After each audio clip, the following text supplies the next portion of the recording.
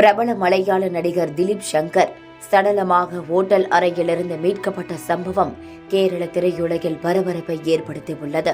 அவருக்கு நடந்தது என்ன, விரிவாக பார்க்கலாம்.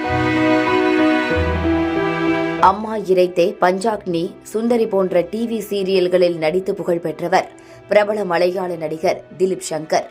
இவர் சீரியல்கள் தவிர சப்பா குருஷோ, நார்த் 24 காதம் உள்ளிட்ட சில படங்களிலும் நடித்துள்ளார்.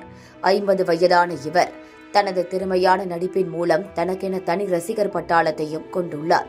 இந்த நிலையில்தான் சின்ன திரை தொடர் ஒன்றின் படப்பிடிப்பிற்காக கடந்த 19ஆம் தேதி திருவனந்தபுரத்தில் உள்ள தனியார் ஹோட்டலில் அறை எடுத்து தங்கியுள்ளார் திலீப். இதனையடுத்து ஷூட்டிங் செல்லாமல் இருந்த அவரை தொடர்பு கொள்ள படக்குழு முயன்றுள்ளனர். ஆனால் எந்த பதிலும் கிடைக்கவில்லை. இதனையடுத்து அவர் தங்கியிருந்த ஹோட்டலில் விசாரணை மேற்கொள்ளப்பட்ட போதுதான் கிட்டத்தட்ட 2 நாட்கள் அவர் தனது அறையை விட்டு வெளியே வரவில்லை என்று ஹோட்டல் ஊழியர்கள் தெரிவித்துள்ளனர். பின்னர் அவரது அறையை உடைத்து பார்த்தபோது அவர் சடலமாக கிடந்தது தெரிய வந்துள்ளது. இதனையடுத்து அவரது உடலை கைப்பற்றிய காவல்துறையினர் மருத்துவமனைக்கு அனுப்பி வைத்தனர். இதுகுறித்து போலீசார் தெரிவிக்கையில், அறை உள்பக்கமாக பூட்டப்பட்டிருந்தது. நாங்கள் கதவை உடைத்த போது அவர் அசைவற்று கிடந்தார் என கூறியிருக்கின்றனர்.